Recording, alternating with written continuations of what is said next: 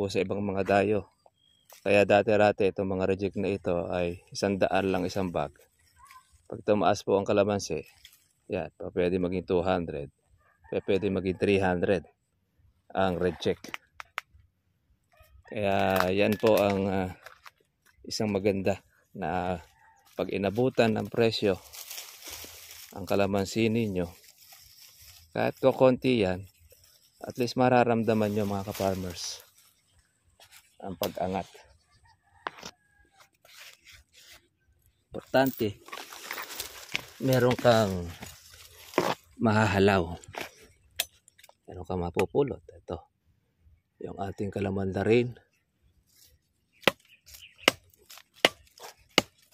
ito yung ating hinahanap.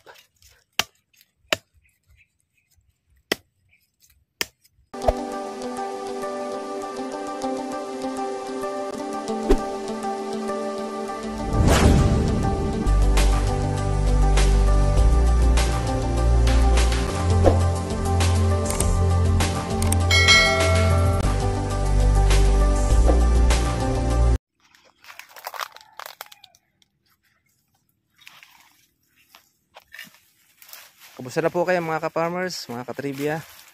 Sana po ay nasa mabuti po kayong kalagayan. Ngayon po mga ka-trivia po ay good news sa lahat po ng ating mga magkakalamansi dahil maangat na naman po muli ang presyo ng ating kalamansi. Ngayon ang halaga po ng kalamansi natin ay 650 to 700 ang kuhanan po sa mga puno. Sana naman ay magkatuloy-tuloy na po itong taas po ng kalamansi natin. Kaya naman marami po tayong mga ka-farmers na muli po nasisipagin, mag-monitor, mag-aalaga muli dahil nabuhayan uli sila ng loob at mataas na naman uli po ang presyo ng kalamansi. Pero naman po mga ka-farmers tayo pong nalungkot dahil nung tumaas ang kalamansi, ubos na ang kanilang pitasin. Alam niyo mga ka-farmers talaga pong ganun. Kapag ka po ang kalamansi po ay umaangat ang presyo, nauubos po ang bunga.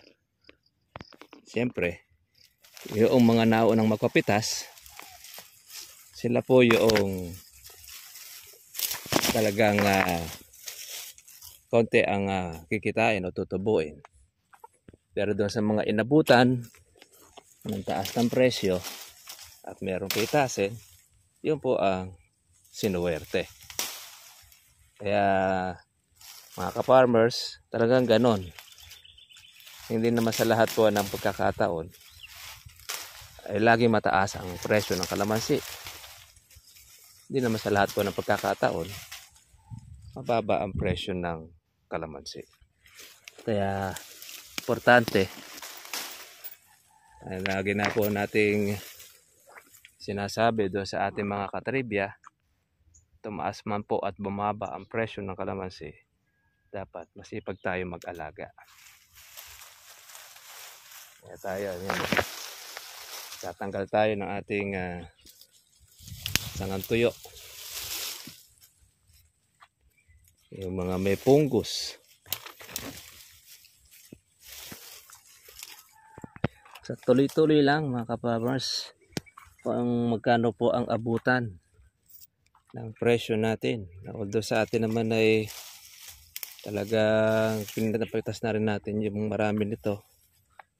Nakaduwit na nga rin po ang mga magnanakaw dito Pero at least may natira. Tatanggal lang natin ng baging ang kalamansi natin para malinis. Para naman po yung magnanakaw ay masiyahan. Baka magreklamo at baka sabihin gubat ang kalamansi natin. Kaya magandang balita sa lahat ng mga mayroong natirang mga pitasin. Huwag niyo po masyadong agarin. Baka magtuloy-tuloy na ang taas ang presyo. Meron tayong abutan. Ganyan naman ang kalamansi. Pataas, bababa. Pagka maraming dating, pataas.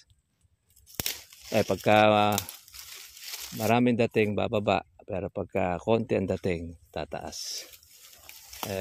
Siguro, dahil bunga rin po ng bagyo, malalaman natin kung magtutuloy-tuloy na.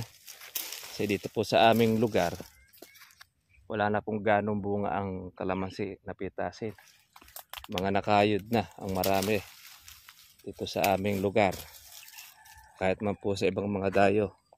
Kaya dati-rati itong mga reject na ito ay 100 lang isang bag. Pag tumaas po ang kalamansi, yan, pwede maging 200, pwede maging 300 ang reject. Kaya yan po ang isang maganda na pag inabutan ng presyo ang kalamansi ninyo, kahit konti yan, at least mararamdaman nyo mga ka-farmers ang pag-angat.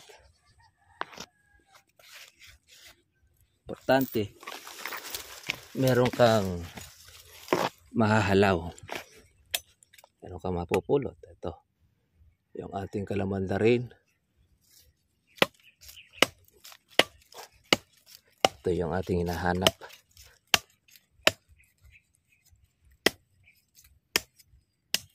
Kailangan ay matalas tayo rito. Yan naman po ang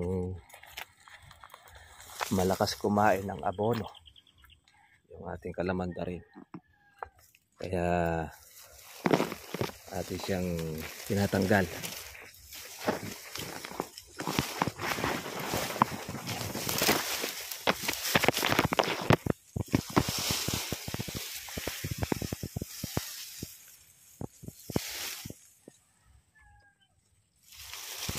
Yan. Magagamit natin yung pantukod pagka meron tayong maraming bunga. Yung kalamandarin natin. Hanap pa tayo yun. Niyoko na natin yung kalamandarin na yun para madali natin makita. Kasi minsan ay hindi natin siya nakikita pagka nahanap. Ngayon madali na. Bukod na bukod yung kanyang dahon. Mga ka-trivia, ito yung kanyang puno.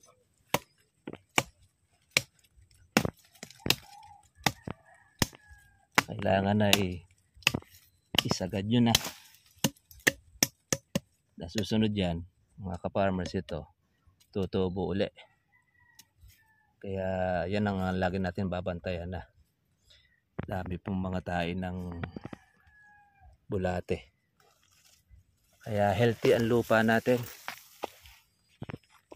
Trivia.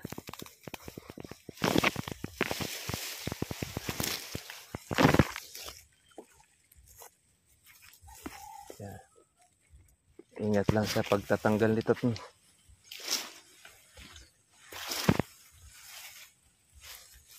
Yan ang mga tusok-tusok.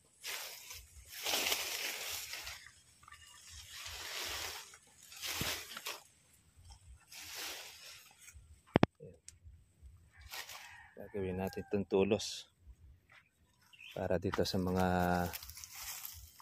nabali. Ito, nabali yung ating sanga.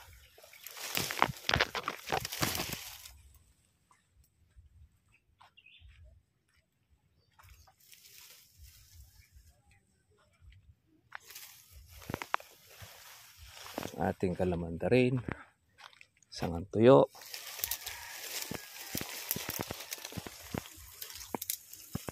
Linis tayo para mga ka-trivia sa ating pong mga magkakalamansi. Yan po ang trabaho, tanggal ng sangang tuyo.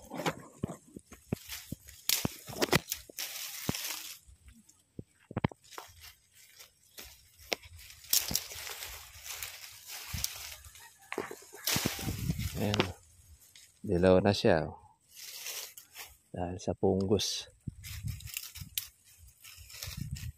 Tinutuyo niya ang sanga ng kalamansi natin.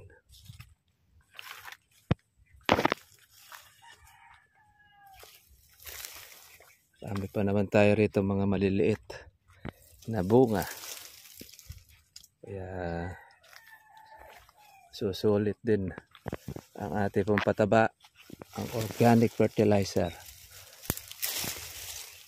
matagal na natin itong ginagamit at nakikinabangan na natin ng maayos. Kaya kita ninyo, oh, labong ng dahon. Tapos may mga bunga naman po yung mga dulo.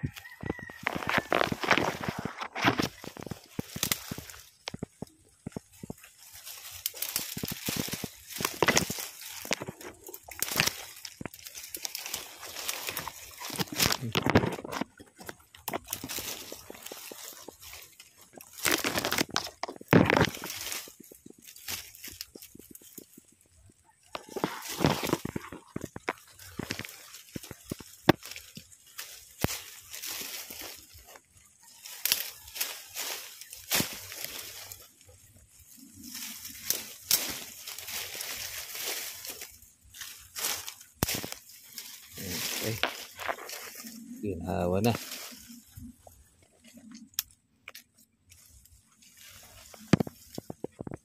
Ginawa na ang ating kasi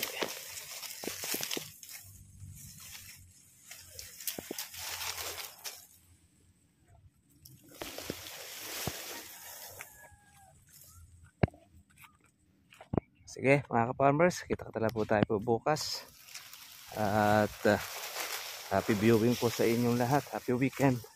God bless po sa inyong lahat mga katribya. Bye bye. Binalita lang po natin sa inyo ang good news na tumaas po ang presyo ng ating kalamansi. Kaya swerte po yung mga naabutan. God bless po sa inyo lahat. Tayo alisan natin din.